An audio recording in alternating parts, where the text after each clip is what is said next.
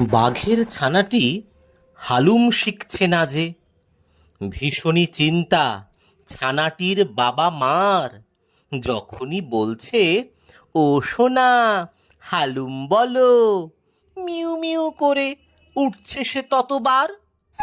হালুম না শিখে কি করে সে বাঘ হবে? কি করে বা পাবে সমীহ সর্বজনের?